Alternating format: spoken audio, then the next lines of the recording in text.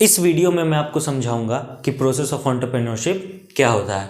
Hi there everyone, my name is Gurpreet Singh. Welcome और welcome back to commerce वाले। आप सभी का कॉमर्स वाले यूट्यूब चैनल पे बहुत बहुत स्वागत है। चलिए आज की वीडियो को शुरू करते हैं। प्रोसेस ऑफ एंटरप्रेन्योरशिप शुरू होता है पहले स्टेप से कि सेल्फ डिस्कवरी, जिसका नाम क्या है, सेल्फ डिस्कवरी। हम लोग सबको मालूम है कि एक इंसान जो है उसका कुछ स्ट्रेंथ भी होता है और उसकी कुछ वीकनेस भी होती हैं। तो एंटरप्रेन्योरशिप में सबसे पहले आपको ये जान लेना है कि आपका किस फील्ड में स्ट्रेंथ है, मतलब आप किस फील्ड में एक्सपर्ट हो, आप किस फील्ड में ज़्यादा अच्छा से अपने आप को एक्सप्लोर कर सकते हो। और आपको ये भी जान लेना है कि आपकी वीकनेसेस क्या है, ताकि आप उन फील्ड में ना चल जाओ। क्योंकि एंटरप्रेन्योर क्या करता है, हु इज़ एन एंटरप्रेन्योर। वैसे तो मैंने लास्ट वीडियो में बात करी है, लास्ट में लिंक भी डाल दूंगा, जाके देख लेना। लेकिन अभी सुन लो, in short entrepreneur is a person जो प्रॉब्लम्स को सॉल्व करता है। तो वो प्रॉब्लम को कब सॉल्व कर पाएगा, जब वो अपने स्ट्रेंथ्स पे वर्क करेगा तभी तो। अब वीकनेस पे वर्क करने से तो कुछ होगा नहीं, वो तो अपने आप को सॉल्व करेगा, तो उसको स्ट्रेंथ्स पे वर्क करना होगा। तो सेल्फ डिस्कवरी में आपको ये जान लेना है कि आप किस चीज़ में अच्छे हो, स्ट्रेंथ में आपकी स्ट्रेंथ्स क्या है, राइट। नेक्स्ट हमारे पास है आइडेंटिफाइंग अपॉर्चुनिटीज़। अब आपने अपनी स्ट्रेंथ पहचान ली, अब उसके अकॉर्डिंग आप अपॉर्चुनिटीज़ आइडेंटिफाई करो। जैसा कि मैंने आपको बताया, एंटरप्रेन्योर क्या करता है, प्रॉब्लम्स को फाइंड आउट करता है। क्योंकि एंटरप्रेन्योर को मालूम है कि अगर कोई प्रॉब्लम है तो वो मेरे लिए अपॉर्चुनिटी है कि मैं उस प्रॉब्लम को सॉल्व करके एक प्रोडक्ट बना सकता हूँ। तो वही आप अपनी स्ट्रेंथ फाइंड आउट करो, फिर उसके अकॉर्डिंगली आप क्या करो, अपॉर्चुनिटीज़ को फाइंड आउट करो।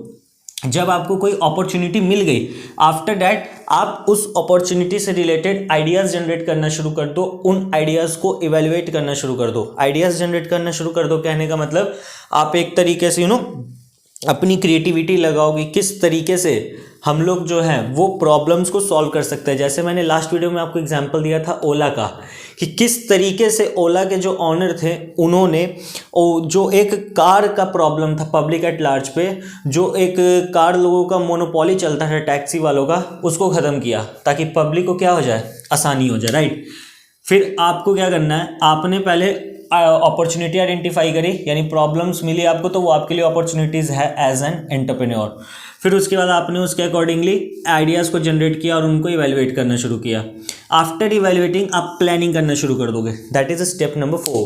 आपको प्लानिंग करनी है, आपको रिसर्च में टाइम लगाना है, आपको डेवलपमेंट में टाइम लगाना है कि किस तरीके से जो मेरे पास आइडिया है, किस तरीके से जो मेरे पास आइडिया है मैं उसको प्रैक्टिकल लाइफ में इंप्लीमेंट करूं। आपको वो रिसर्च डेवलपमेंट लगाना पड़ेगा। After that raising startup capital. जब आपने रिसर्च डेवलपमेंट लगा लिया, जब आपने प्लानिंग कंप्लीट कर ली, तो उसको प्रैक्टिकली इंप्लीमेंट करने के लिए आपके पास फंड भी तो होना चाहिए ना। तो आप उस प्लानिंग को क्या कर सकते हो, अच्छे इन्वेस्टर्स के पास, वेंचर के पास जा सकते हो अपने फंड को रेज करने के लिए। फंड को रेज करने के लिए कैसे, जैसे कि अभी आजकल आप लोग देख पा रहे होगे शार्क टैंक इंडिया बहुत चल चुका है। जैसा कि आप देख पाते होगे सोनी टीवी पे शार्क टैंक इंडिया नाम का एक बहुत अच्छा आया है, जिसमें लोग अपना आइडियाज़ लेके आते हैं और बड़े बड़े प्लेयर्स जो हैं, बड़े बड़े एंटरप्रेन्योर्स जो हैं, वो उन आइडियाज़ में इन्वेस्ट करते हैं। तो जो वो आइडिया लेके आते हैं, विच मीन्स कि उन्होंने प्लानिंग कर ली थी, अब उस प्लानिंग को इम्प्लीमेंट करने के लिए, पब्लिक एट लार्ज पे इम्प्लीमेंट करने के लिए वो लोग क्या करते हैं, रेज करने का कोशिश करते हैं फंड को, स्टार्टअप कैपिटल को। तो वही बात हुआ ना, जब आपके पास स्टार्टअप कैपिटल आ गया तो अपने स्टार्टअप को शुरू कर दो।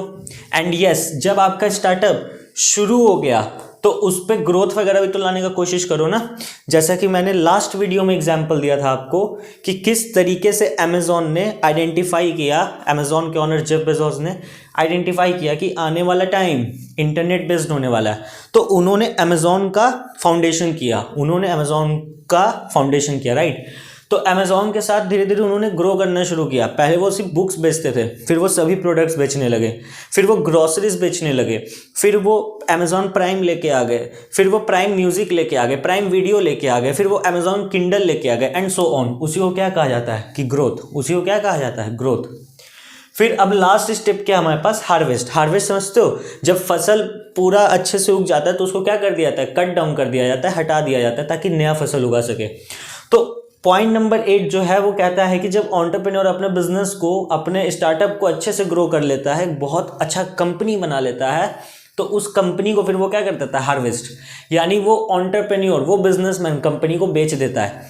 जैसे कि मैं आपको एग्जांपल देना चाहूँगा जेफ बेजोस जो हैं अमेज़ॉन के फाउंडर है, जो उन्होंने अमेज़ॉन को बेचा नहीं, वो अमेज़ॉन के सीईओ पद से हट गए।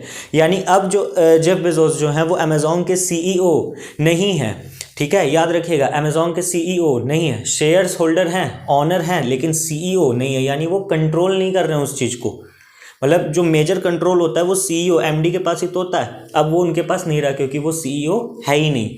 तो उन्होंने अपने आप को सीईओ पद से हटाया, हार्वेस्ट नहीं किया, बेचा नहीं, बट फिर भी उससे कट डाउन हो गए, थोड़े से हट गए, और उन्होंने अपना खुद का स्पेस मिशन शुरू कर दिया है कि अब वो भी स्पेस पे जाएंगे, जस्ट लाइक एलोन मस्क। आप समझ पा रहे होगे सर, अच्छे से समझ में आ गया। जल्दी से क्विक रिवीजन दे दीजिए ना 8 पॉइंट्स का। ठीक है बाबू, पहला सेल्फ डिस्कवरी, अपने आप को पहचानो।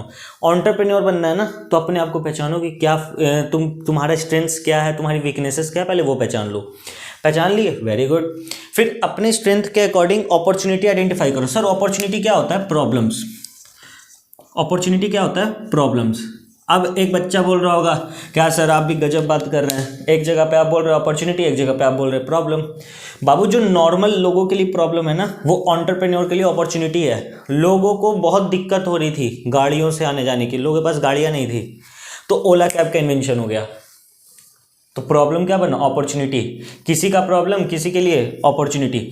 हाँ, सबसे पहले आपने क्या किया? खुद के बारे में पता किया कि आपकी स्ट्रेंथ वीकनेस क्या है, आपने अपॉर्चुनिटी आइडेंटिफाई करा, उस अपॉर्चुनिटी के अकॉर्डिंग आपने आइडिया बनाया और उस आइडिया को एवेल्युएट करा कि क्या सही में ये हो सकता है। जब आपको मालूम पड़ा हो सकता है, तो आपने प्रॉपर रिसर्च डेवलपमेंट करके एक प्लान क्रिएट किया। फिर आप उस प्लान को बड़े बड़े लोगों के पास लेके जाते हो, जो आपके कंपनी में, आपके स्टार्टअप में फंड लगाएंगे, कैपिटल लगाएंगे। जब कैपिटल आ जाता है तो आप स्टार्टअप शुरू कर देते हो, उस स्टार्टअप को ग्रो करते हो, ग्रो करने के बाद उसे हार्वेस्ट कर देते हो ताकि आप दूसरा बिजनेस शुरू कर सको। तो या दैट्स इट ऑल गाइस, और आज की वीडियो यहीं तक है, छोटी बनाई है जानबूझ के, क्योंकि ये मोस्ट इंपॉर्टेंट टॉपिक है। एग्जामिनेशन पॉइंट ऑफ व्यू से बहुत मेजर रोल प्ले करता है ये टॉपिक, तो कभी भी एग्जाम में इसको छोड़ के मत जाना, ठीक है। नेक्स्ट वीडियो में हम लोग बात करेंगे स्टार्टअप स्कीम के बारे। एक्चुअली हम लोगों ने बात कर ली, आपकी स्क्रीन पे वीडियो आ रही होगी स्टार्टअप स्कीम की, क्लिक करके देख लो। इससे पहले वाली वीडियो देखनी है, स्क्रीन पे वीडियो आ रही है, क्लिक करके देख लो। और अगर हमारा कंटेंट आपको पसंद आ रहा है, जो कि आ ही रहा है, आप सब्सक्राइब कर भी रहे हो, शेयर भी कर रहे हो, no doubt, thank you for that. जिन्होंने अभी तक सब्सक्राइब नहीं किया, सब्सक्राइब भी कर लो। Thank you so much guys, love you all, bye bye.